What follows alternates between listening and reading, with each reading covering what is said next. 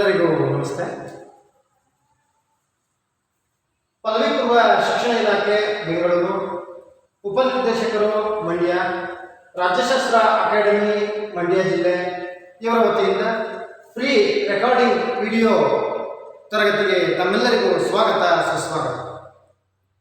ವಿದ್ಯಾರ್ಥಿಗಳೇ, ನನ್ನ ಹೆಸರು ಚಂದ್ರಶೇಖರ ಎಸ್, ರಾಜ್ಯಶಾಸ್ತ್ರ ಉಪನ್ಯಾಸಕರು, ಸರ್ಕಾರಿ ಪದವಿ ಪೂರ್ವ ಕಾಲೇಜು, KR ಪೇಟೆ, ಮಂಡ್ಯ ಜಿಲ್ಲೆ.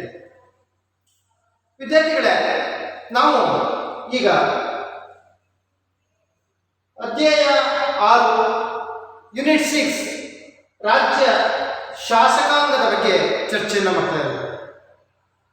ಈಗಾಗಲೇ ನಾವು ವಿದ್ಯಾರ್ಥಿಗಳೇ ಶಾಸಕಾಂಗದ ಅರ್ಥ ಮತ್ತು ಮಹತ್ವ, ಶಾಸಕಾಂಗದ ವಿಧಗಳು, ಕೇಂದ್ರ ಶಾಸಕಾಂಗ, ಲೋಕಸಭೆ ರಚನೆ, ಅರ್ಹತೆ, ಅಧಿಕಾರಾವಧಿ, ರಾಜ್ಯಸಭೆ ರಚನೆ, ಅರ್ಹತೆ, ಅಧಿಕಾರಾವಧಿ ಇವುಗಳ ಬಗ್ಗೆ ಚರ್ಚೆ ಮಾಡಿದ್ದೇವೆ. ವಿದ್ಯಾರ್ಥಿಗಳೇ, ಈಗ ರಾಜ್ಯ ಶಾಸಕಾಂಗವನ್ನ ಕುರಿತು ಚರ್ಚೆಯನ್ನು ಮಾಡೋಣ. ವಿದ್ಯಾರ್ಥಿಗಳೇ, ಭಾರತ ಸಂಯುಕ್ತ ಪದ್ಧತಿಯನ್ನ ಅಳವಡಿಸಿಕೊಂಡಿದೆ.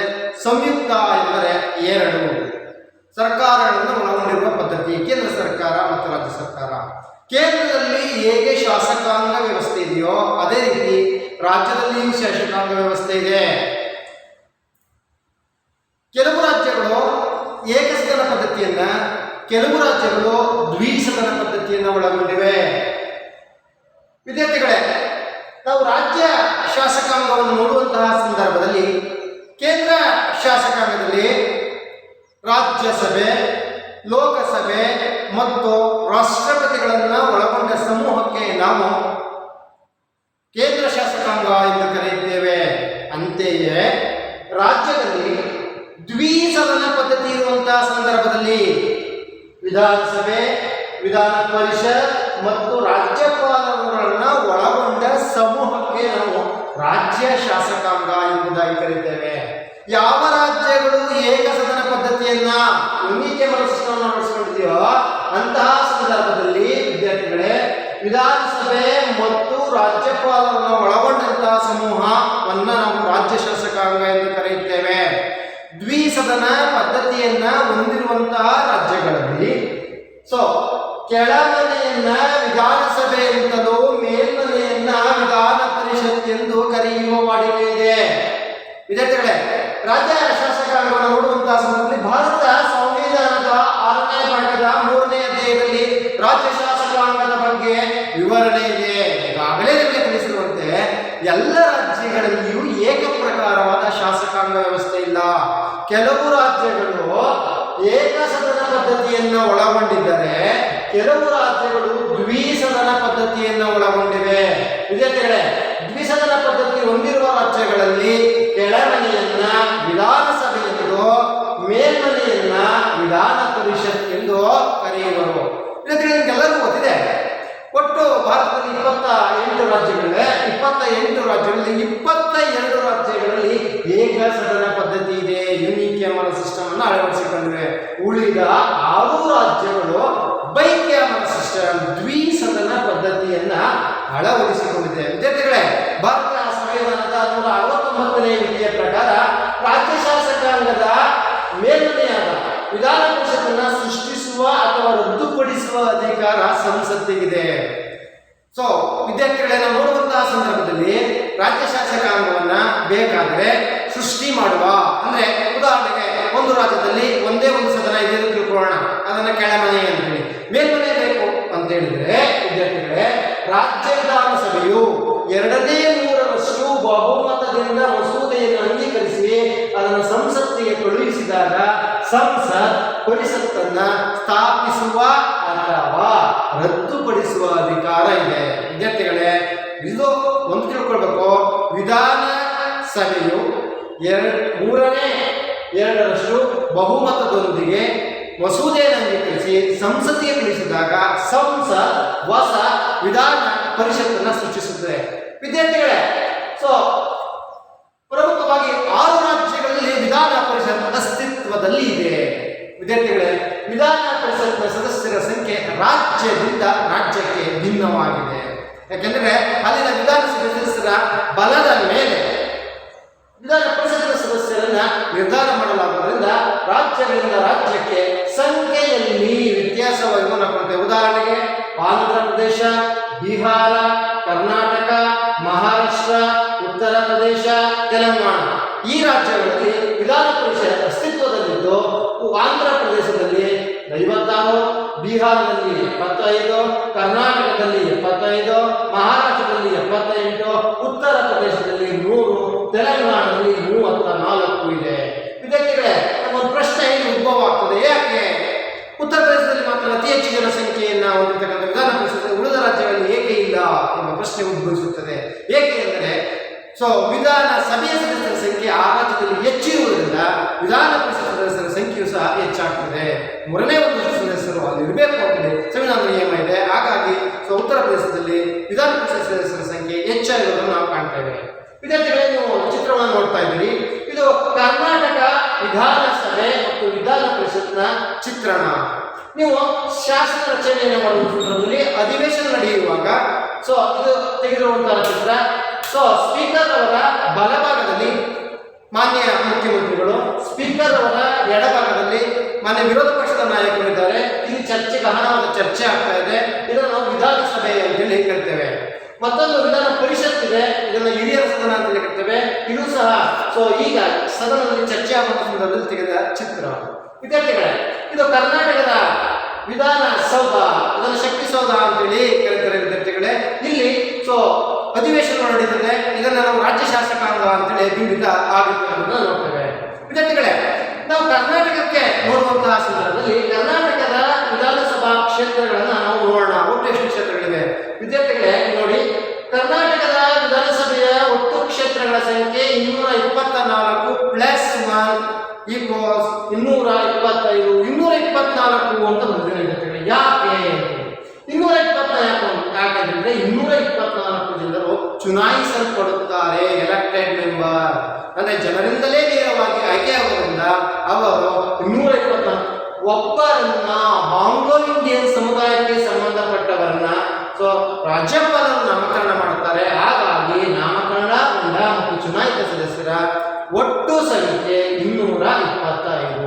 ವಿದ್ಯಾರ್ಥಿಗಳೇ, 224 ಚುನಾಯಿತ ಕ್ಷೇತ್ರಗಳಲ್ಲಿ ಮೀಸಲಾತಿಗೆ 51 ಕ್ಷೇತ್ರಗಳು ಹೊರಪಟ್ಟಿವೆ. ನೆನಪಿರಲಿ ವಿದ್ಯಾರ್ಥಿಗಳೇ, ಪರಿಶಿಷ್ಟ ಜಾತಿಗೆ 36, ಪರಿಶಿಷ್ಟ ಪಂಗಡಕ್ಕೆ 15 ಕ್ಷೇತ್ರಗಳಿವೆ. ವಿದ್ಯಾರ್ಥಿಗಳೇ, ಉದಾಹರಣೆ ನೋಡೋದಾದ್ರೆ ನಮ್ಮ ಮಂಡ್ಯ ಜಿಲ್ಲೆಯ ಮಳವಳ್ಳಿ ವಿಧಾನಸಭಾ ಕ್ಷೇತ್ರವನ್ನ ಪರಿಶಿಷ್ಟ ಜಾತಿಗೆ ಮೀಸಲಾಗಿಸಲಾಗಿದೆ. ಅಲ್ಲಿ ಆ ವರ್ಗದ ಅಭ್ಯರ್ಥಿಯೇ, ಯಾವುದೇ ಪಕ್ಷದ ಅಭ್ಯರ್ಥಿ ಅಥವಾ ಸ್ವತಂತ್ರ ಅಭ್ಯರ್ಥಿ ಆ ವರ್ಗದವರೇ ಚುನಾವಣೆಗೆ ಸ್ಪರ್ಧೆಯನ್ನ ಮಾಡಬೇಕು ಅಂತಕ್ಕಂಥದ್ದು. ಎರಡನೇದು, ಮೈಸೂರು ಜಿಲ್ಲೆಯ HD ಕೋಟೆ ಹೆಗ್ಗಡ ದೇವನಕೋಟೆಯ ವಿಧಾನಸಭಾ ಕ್ಷೇತ್ರವನ್ನ ಪರಿಶಿಷ್ಟ ವರ್ಗಕ್ಕೆ ST ಇಲ್ಲಿಗೆ ಮೀಸಲು ನೀಡಲಾಗಿದೆ. ವಿದ್ಯಾರ್ಥಿಗಳೇ, ಈಗ ರಾಜ್ಯ ಶಾಸಕಾಂಗದ ಕೆಳಮನೆಯಾಗಿರ್ತಕ್ಕಂತಹ ವಿಧಾನಸಭೆಯ ಬಗ್ಗೆ ಚರ್ಚೆ ಮಾಡೋಣ. ವಿದ್ಯಾರ್ಥಿಗಳೇ, ಪ್ರತಿಯೊಂದು ರಾಜ್ಯದಲ್ಲಿಯೂ ರಾಜ್ಯ ಶಾಸಕಾಂಗದ ಕೆಳಮನೆಯನ್ನ ವಿಧಾನಸಭೆ ಎಂದು ಕರೀತೇವೆ. ಇಂಗ್ಲಿಷ್ನಲ್ಲಿ ಲೆಜಿಸ್ಲೇಟಿವ್ ಅಸೆಂಬ್ಲಿ ಎಂಬುದಾಗಿ ಕರೆಯಲಾಗುತ್ತದೆ. ಅದರ ರಚನೆ ನೋಡುವ ಸಂದರ್ಭದಲ್ಲಿ ಭಾರತ ಸಂವಿಧಾನದ 190ನೇ ವಿಧಿಯನ್ವಯ ಪ್ರತಿಯೊಂದು ರಾಜ್ಯದಲ್ಲಿಯೂ ವಿಧಾನಸಭೆ ಇರಲೇಬೇಕು ಅಂತೇಳಿ ಭಾರತ ಸಂವಿಧಾನದ 190ನೇ ವಿಧಿ ಹೇಳುತ್ತೆ. ಇದು ರಾಜ್ಯ ಶಾಸಕಾಂಗದ ಕೆಳಮನೆ, lower house of the floor ಅಂತೇಳಿ ಕರಿತೇವೆ. ಇದನ್ನು ನಾವು ಜನಪ್ರಿಯ ಸದನ, ಪಾಪ್ಯುಲರ್ ಹೌಸ್ ಅಂತೇಳಿ. ವಿಧಾನಸಭೆಯ ಸದಸ್ಯರನ್ನ MLA ಎಂದು ಕರೆಯುವರು. ವಿದ್ಯಾರ್ಥಿಗಳನ್ನು ಗಮನಿಸಬೇಕು, ಕೇಂದ್ರ ಸಂಸತ್ತಿನಲ್ಲಿ ಉಭಯ ಸದನಗಳ ಸದಸ್ಯರನ್ನ MP ಎಂದು ಕರೆಯುವುದು ವಾಡಿಕೆ. Either house of Lok Sabha or Rajya Sabha ಯಾವುದಾದ್ರೂ ಆಗಿರಲಿ, ನಾವು ಮೆಂಬರ್ ಆಫ್ ಪಾರ್ಲಿಮೆಂಟ್, ಸಂಸತ್ತಿನ ಸದಸ್ಯರು ಎಂಬುದಾಗಿ ಕರೆಯುತ್ತೇವೆ. ಅಂತೆಯೇ ಕರ್ನಾಟಕಕ್ಕೆ ಬಂದರೆ ಅಥವಾ ರಾಜ್ಯ ವಿಧಾನಸಭೆಗೆ ಅಥವಾ ಕೆಳಮನೆಗೆ ಬಂದರೆ ಪ್ರತಿ ರಾಜ್ಯದ ಕೆಳಮನೆಯ ಸದಸ್ಯರನ್ನ MLA ಎಂದು ಕರೆಯುವುದು ವಾಡಿಕೆ. MLA ಎಂದರೆ ಮೆಂಬರ್ ಆಫ್ ಲೆಜಿಸ್ಲೇಟಿವ್ ಅಸೆಂಬ್ಲಿ, ಅಂದರೆ ವಿಧಾನಸಭೆಯ ಸದಸ್ಯರು ಎಂಬುದಾಗಿ ಕರೆಯುತ್ತೇವೆ.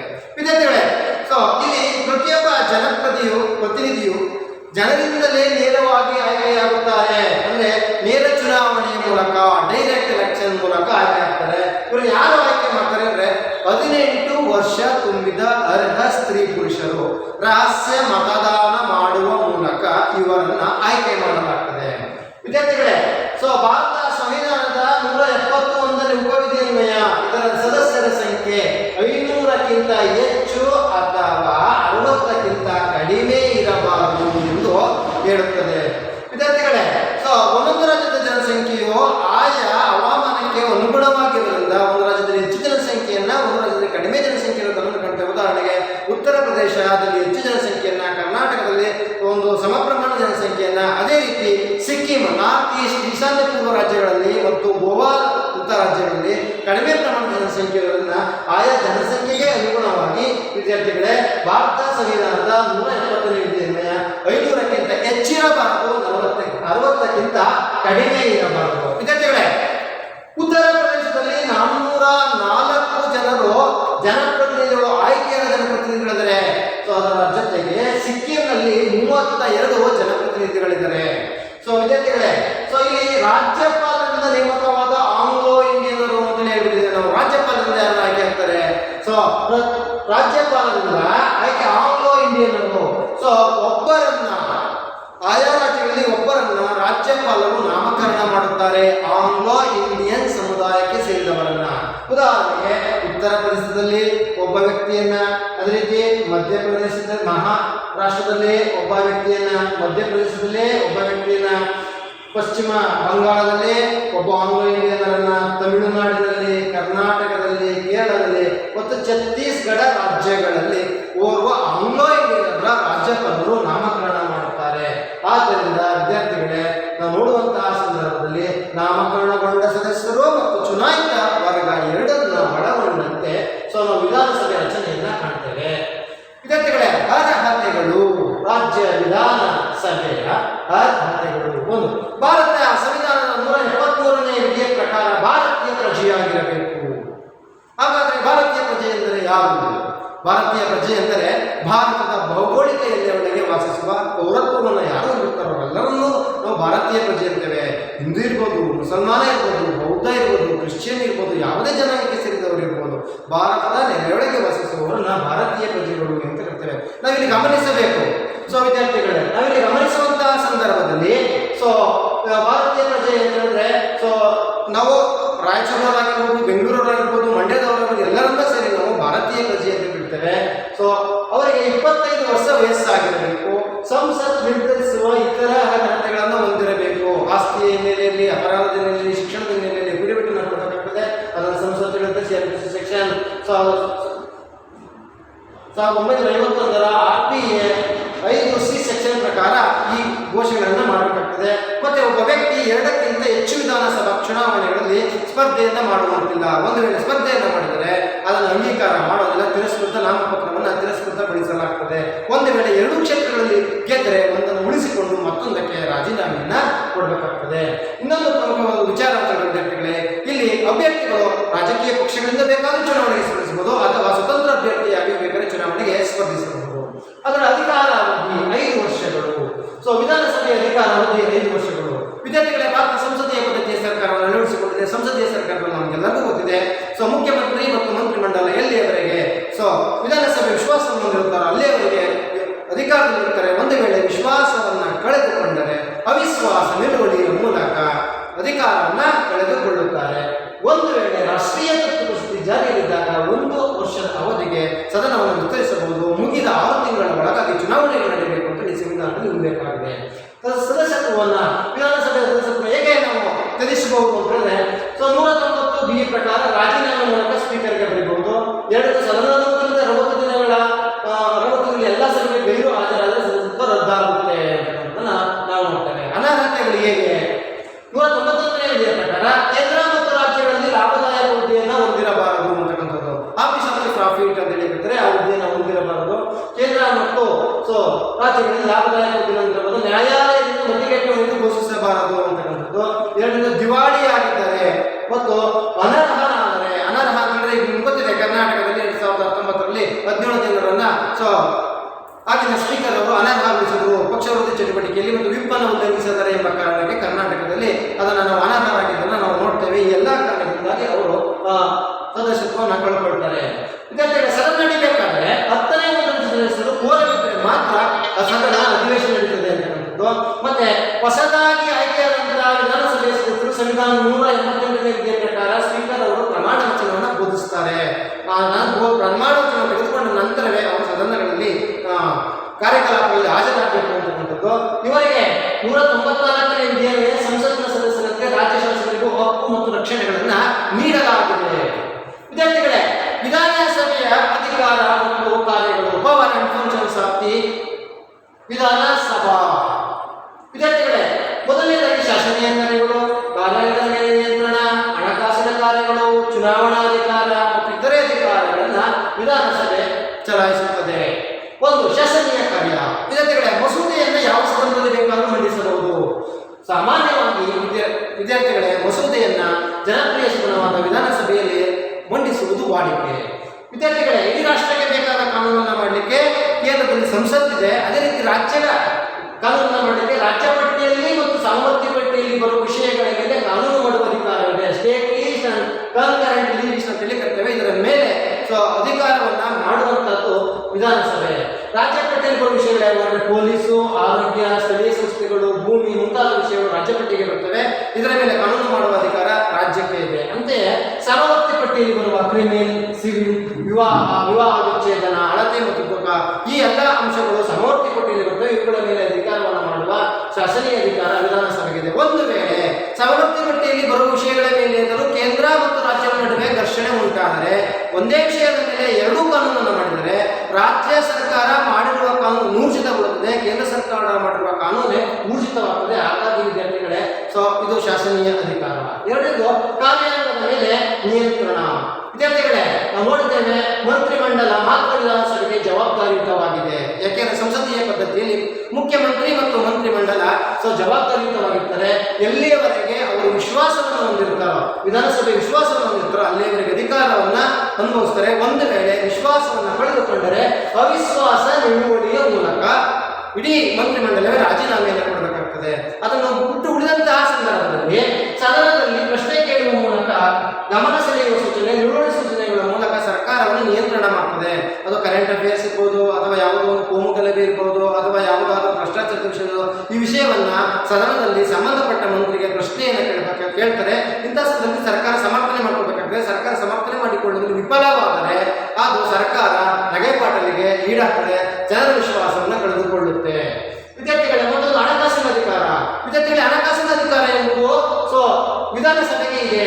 ಮೊದಲು ಈ ಸಭೆಯಲ್ಲಿ ಹಣಕಾಸು ಮಸೂದೆಯನ್ನ ಹಣಕಾಸು ಸಚಿವರು ಮಂಡಿಸಬೇಕಾಗ್ತದೆ. ಹಣಕಾಸು ಮಸೂದೆಯನ್ನ ವಿಧಾನಸಭೆಯಲ್ಲಿ ಮಂಡಿಸಿ ಅನುಮೋದನೆಗೊಂಡು ಅದನ್ನ ವಿಧಾನ ಪರಿಷತ್ಗೆ ಕಳುಹಿಸಲಾಗ್ತದೆ. ವಿಧಾನ ಪರಿಷತ್ 14 ದಿನಗಳ ಒಳಗಾಗಿ ತನ್ನ ಸಲಹೆಗಳೊಡನೆ ವಾಪಸ್ ಕಳುಹಿಸಬೇಕು. ಒಂದು ವೇಳೆ ಪರಿಷತ್ ತನ್ನ ಸಲಹೆ ಸೂಚನೆಗಳನ್ನ ಕಳುಹಿಸದೆ ತನ್ನ ಬಳಿಯೇ ಅದನ್ನ ಇಟ್ಟುಕೊಂಡರೆ ಮಸೂದೆಯನ್ನ, ವಿದ್ಯಾರ್ಥಿಗಳೇ, ರಾಜ್ಯ ಸರ್ಕಾರವು ಈ ಮಸೂದೆ ವಿಧಾನಸಭೆಯು ಈ ಮಸೂದೆ ಉಭಯ ಸದನಗಳಿಂದ ಅಂಗೀಕೃತವಾಗಿದೆ ಅಂತೇಳಿ ರಾಜ್ಯಪಾಲರ ಸಹಿಗೆ ಅಂಕಿತಕ್ಕೆ ಕಳುಹಿಸಲಾಗುತ್ತದೆ. ವಿದ್ಯಾರ್ಥಿಗಳೇ, ರಾಜ್ಯ ಸರ್ಕಾರದಲ್ಲಿ ಯಾವುದೇ ಹೊಸ ತೆರಿಗೆಗಳನ್ನ ವಿಧಿಸುವ ಮತ್ತೆ ಹಣ ಖರ್ಚು ಮಾಡಬೇಕಾದ್ರೆ ವಿಧಾನಸಭೆಯ ಅನುಮೋದನೆ ಅತ್ಯಗತ್ಯ. ಇದರೊಂದಿಗೆ ವಾರ್ಷಿಕ ಬಜೆಟ್ ಅಧಿವೇಶನದಲ್ಲಿ ಅಂಗೀಕಾರ ಪಡೆಯದಿದ್ದರೆ ಸರ್ಕಾರ ಅಧಿಕಾರವನ್ನು ಕಳೆದುಕೊಳ್ಳುತ್ತದೆ. ಬಜೆಟ್ ಅನ್ನ ಪ್ರತಿ ವರ್ಷ ಆಯವ್ಯಯವನ್ನು ಮಂಡಿಸ್ತಾರೆ. ಆಯವ್ಯಯವನ್ನ ಅಂಗೀಕಾರ ಮಾಡಬೇಕು. ಒಂದು ವೇಳೆ ಅಂಗೀಕಾರ ಮಾಡಿಕೊಳ್ಳಲು ವಿಫಲವಾಗಿದೆ ಅಂದ್ರೆ ಅಲ್ಲಿ ಅದು ತನ್ನ ಅಧಿಕಾರವನ್ನು ಕಳೆದುಕೊಂಡಿದೆ ಅಂತೇಳಿ ಅರ್ಥ ಆಗ್ತದೆ. ಮತ್ತೆ ವಿದ್ಯಾರ್ಥಿಗಳೇ, ಚುನಾವಣಾ ಅಧಿಕಾರ 4ನೇದು. ರಾಜ್ಯ ವಿಧಾನಸಭೆಯ ಸದಸ್ಯರು ಪ್ರಮುಖವಾಗಿ ವಿದ್ಯಾರ್ಥಿಗಳೇ ರಾಷ್ಟ್ರಪತಿ ಚುನಾವಣೆಯಲ್ಲಿ ಭಾಗವಹಿಸುತ್ತಾರೆ. ರಾಷ್ಟ್ರಪತಿ ಚುನಾವಣಾ ಕಾಲೇಜಿನ ಒಂದು ಭಾಗವಾಗಿರುವುದಿಲ್ಲ. ರಾಜ್ಯದ ಎಲ್ಲ ರಾಜ್ಯಗಳ ವಿಧಾನಸಭೆಯ ಚುನಾಯಿತ ಸದಸ್ಯರು ಮಾತ್ರ. Only for elected members of the lower house of the all state. Only for nominate ನಾಮಕರಣಗಳ ಸದಸ್ಯರು ರಾಷ್ಟ್ರಪತಿ ಚುನಾವಣೆಯಲ್ಲಿ ಭಾಗವಹಿಸುವುದಿಲ್ಲ. ಯಾರು ಚುನಾಯಿತ ಸದಸ್ಯರು ಮಾತ್ರ ಇವರು ಒಂದು ಭಾಗವಾಗಿ ಕಾರ್ಯವನ್ನು ನಿರ್ವಹಿಸುತ್ತಾರೆ. ಅಂತೆಯೇ ನಿರ್ದಿಷ್ಟಪಡಿಸಿದ ರಾಜ್ಯಸಭಾ ಸದಸ್ಯರ ಚುನಾವಣೆಯಲ್ಲಿ ಭಾಗವಹಿಸುತ್ತಾರೆ. ರಾಜ್ಯದಿಂದ ಉದಾಹರಣೆ ಕರ್ನಾಟಕದಿಂದ 12 ಜನ ರಾಜ್ಯಸಭಾ ಸದಸ್ಯರನ್ನು ಆಯ್ಕೆ ಮಾಡಿ ಕಳಿಸ್ತೇವೆ. ಅವರ ಚುನಾವಣೆಯಲ್ಲಿ ಭಾಗವಹಿಸುತ್ತಾರೆ. ಅದೇ ರೀತಿ ವಿಧಾನಸಭೆ ಹೊಸದಾಗಿ ಚುನಾವಣೆ ನಡೆದ ನಂತರ, ಹೊಸದಾಗಿ ವಿಧಾನಸಭೆ ಅಸ್ತಿತ್ವಕ್ಕೆ ಬಂದ ನಂತರ ಅಥವಾ ಇರುವ ವಿಧಾನಸಭಾ ಸದಸ್ಯರು ವಿಧಾನಸಭಾ ಸ್ಪೀಕರ್ ರಾಜೀನಾಮೆ ನೀಡಿದ ಸಂದರ್ಭದಲ್ಲಿ ಸ್ಪೀಕರ್ ಮತ್ತೆ ಡೆಪ್ಯೂಟಿ ಸ್ಪೀಕರ್ ಅವರ ಚುನಾವಣೆಯಲ್ಲಿ ಭಾಗವಹಿಸುತ್ತಾರೆ. ಇದರ ಒಟ್ಟಿಗೆ ವಿದ್ಯಾರ್ಥಿಗಳೇ 1/3 ಪರಿಷತ್ ಸದಸ್ಯರನ್ನ ಆಯ್ಕೆ ಮಾಡುವ ಅಧಿಕಾರ ವಿಧಾನಸಭೆಗೆ ಇದೆ. ಇದರ ಇದಿಷ್ಟು ವಿದ್ಯಾರ್ಥಿಗಳ ಚುನಾವಣಾ ಅಧಿಕಾರ. ಕೊನೆಯದಾಗಿ ಇತರೆ ಅಧಿಕಾರಗಳು ಅಂತೇಳಿ ವಿದ್ಯಾರ್ಥಿಗಳೇ ಸಂವಿಧಾನ ತಿದ್ದುಪಡಿಯ ವಿಷಯದಲ್ಲೂ ಸಹ ವಿಧಾನಸಭೆಯ ಸದಸ್ಯರು ಭಾಗವಹಿಸುತ್ತಾರೆ. ಉದಾಹರಣೆಗೆ ಮೂಲಭೂತ ಹಕ್ಕುಗಳು, ರಾಷ್ಟ್ರಪತಿ, ಇಂತಹ ಪ್ರಮುಖ ವಿಷಯಗಳಲ್ಲಿ ವಿಶೇಷ ತಿದ್ದುಪಡಿ ಮಾಡಿದಾಗ ಸ್ಪೆಷಲ್ ಅಮೆಂಡ್ಮೆಂಟ್ ಅಂತೇಳಿ ಕರಿತೇವೆ. 3 ಥರದ ತಿದ್ದುಪಡಿಗಳಿವೆ: ಸರಳ ವಿಧಾನ ಮತ್ತು ಸುಲಭ ವಿಧಾನ ಮತ್ತು ವಿಶೇಷ ತಿದ್ದುಪಡಿ ಅಂತೇಳಿ. ಇದರಲ್ಲಿ ಸ್ಪೆಷಲ್ ಏನು ಅಮೆಂಡ್ಮೆಂಟ್ ಇದೆ, ಇಂತಹ ಸಂದರ್ಭಗಳಲ್ಲಿ ರಾಜ್ಯ ವಿಧಾನಸಭೆಯ ಸದಸ್ಯರು ಸಂವಿಧಾನ ತಿದ್ದುಪಡಿಯಲ್ಲಿ, ಯಾಕೆಂದರೆ ವಿಶೇಷ ವಿಧಾನದಲ್ಲಿ ಅರ್ಧಕ್ಕಿಂತ ಹೆಚ್ಚು ರಾಜ್ಯಗಳು ಲೋಕಸಭೆ ರಾಜ್ಯಸಭೆ ಬಹುಮತದೊಂದಿಗೆ ಅಂಗೀಕೃತವಾದ ಮಸೂದೆ ರಾಜ್ಯದಲ್ಲಿ ಅರ್ಧಕ್ಕಿಂತ ಹೆಚ್ಚು ರಾಜ್ಯಗಳು ಒಪ್ಪಿಗೆಯನ್ನು ಕೊಡಬೇಕು. ಹಾಗಾಗಿ ಇಲ್ಲಿ ವಿಧಾನಸಭೆ ಚುನಾವಣೆಗಳು ಭಾಗವಹಿಸುತ್ತಾರೆ ಅಂತೇಳಿ ಹೇಳಬಹುದು. ವಿದ್ಯಾರ್ಥಿಗಳು ಇದಿಷ್ಟು ರಾಜ್ಯ ವಿಧಾನಸಭೆ ರಚನೆ, ಅರ್ಹತೆಗಳು, ಅಧಿಕಾರ, ಅವಧಿ, ಅಧಿಕಾರ ಮತ್ತು ಕಾರ್ಯ. Thank you. My dear students, let me pass on one more segment of this chapter. I mean, we are already understand legislative council in the state legislature. Let us discuss legislative assembly now. Dear students, after the completion of the discussion about upper house of the state legislature, let us discuss the lower house of the state legislature. You will have a question in the examination, which is the lower house of the state legislature. You will be given the answer, legislative assembly. Dear students, here we have to understand how we are going to compose the state legislative assembly. Yeah. Seeing in this slide, the legislative assembly is called as Vidhana Sabha. That is Vidhana Parishad. This is Vidhana Sabha.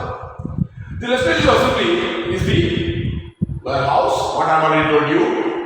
The members of this house are elected directly from the voters of the state on the basis of universal adult franchise. Yes, the number of members of the legislature depends upon the population of the respective state.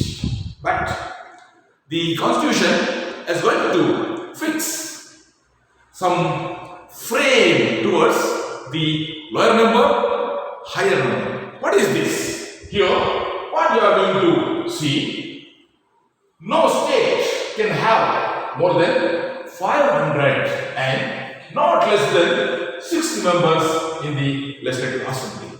Dear students, you can ask me the question, sir, in India, is no state have less number what you are indicated? You can ask. Yes, there is.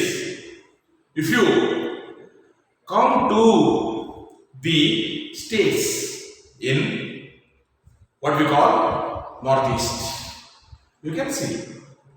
If you come across Sikkim, there will be 40 members, of course, but it will be separate or special laws passed by the parliament. You must be keeping in mind. But the thing is, here there should not be more than 500, not less than 60 members. It is equal and common mandatory to the all legislative assemblies of the state. Dear students, Article 332 will be give the provision towards the election of reservation members, that is scheduled caste and scheduled tribe members will be elected towards legislative assembly. Article 333 of the constitution empowers the governor of the state to nominate one member to this house from the Anglo-Indian community. Yes, in such way we are going to compose what we call the State Legislative Assembly. What will be the qualification with these members? Yes, the question may come. The students, here, what you are going to see? He must be, it is quite common, he must be citizen of India. He must be completed 25 years. With these things, he must have other qualifications as prescribed by the Parliament time to time. Dear students, what about the tenure of the members of the Legislative Assembly? Let us see. Yes. When we are discussed about the tenure of the Legislative Council, what we are already decided, it is permanent house. When we come across State Legislative Assembly, it is not permanent house. It is with the fixed tenure. What is it? 5 years. See, according to our constitution, the state, the Vidhana Sabha, will be elected for the tenure of 5 years. But you must understand some hiccups in the what we call tenure of the state legislature. What is this? Yes. On the advice of the Chief Minister, the governor of respective state can dissolve the assembly before its completion of its time. How? See, when you come across State Legislative Council, there is no question of dissolution because it is a permanent one. When you come across this house, it is entitled to dissolve on the basis of the recommendation of the State Chief Minister and his cabinet towards the government. And also, we can look the term of the house may be extended by 6 months at the time and not exceeding 1 year during the national emergency. You must be understand this thing. Yes, when you come across its tenure, though it will have 5 years, it will be liable to dissolution and also extension. Yes, let's take this look towards the salary emoluments towards the members of this house. Yes, it will be applicable towards the Legislative Council also. See, members of the state legislature, I mean, it will be comprising of Assembly and Council, shall be entitled to receive salaries and other allowances as may from time to time be determined by the legislature of the state by law. Yes. What type of salary emoluments, allowances has to be extended towards these members will be decided by the state legislature timely. Yes. Here we have to understand what are the powers and functions of the Legislative Assembly. Yes. Here what you are going to see, it will going to discharge legislative powers, administrative powers, electoral powers and financial powers. Let us discuss one by one in detail. Dear students, here what you are going to see, like in the same way you can understand what you are already been studying, why we are discussing on what we call State Legislative Council. The same thing will be come here also, but with some differences. Yes, when you come across legislative powers of the State Legislative Assembly, the state legislature have the power to make the laws on subjects included in the state list. Yes, such as, for example, police, judicial system, agriculture, public health, etc. What I am going to give some hints about the legislative powers of the state legislature. See, the what we call subjects which are available in the state list is what we call coming under this rule. You must be understand. Yes, the state legislature will have the powers to touch the subjects which are within the framework of state list. It can also make some laws the subjects of the concurrent list also. What you already understand? The state and central, both government will have the power make laws which are available in the concurrent list. But one thing you must be keep in your mind: if both the government make laws on the same subject within the concurrent list, the central government law will be what we call come into effect, but not the state law. Yes, you must be keep this thing in your mind. Hence, the assembly has more powers in the legislative field to make laws. Let us pause on one more thing, that is financial power. Dear students, what I have already told you while I am giving some discussions about the legislative council. Yes, legislative council did not have such a type of tough money or financial power. But when we come across state legislative assembly, yes, the financial power will be with this house. I mean, lower house, which is known as Vidhana Sabha. The assembly holds supreme position in the state regarding what we call financial powers. The money will can only be organized in the house. It will be introduced and decided only in that house. Yes, you must be keep it in mind. Article 198 states that a bill is passed by the assembly will be sent to the council for the formalities, constitutional formalities. The council must return the bill within 14 days, what you already understand while we are discussing what we call the financial parts of the legislative council. It must be return the bill within 14 days with or without recommendations. In case the council does not return the bill within 14 days, it shall be deemed to be accepted. Finally, it will be sent to the assent of the state government. The cabinet presents an estimated account of income and expenditure for the ensuing financial year, that is budget in the house. Budget making parts, what you are going to see. Dear students, here let us pass on one more thing, that is administrative parts.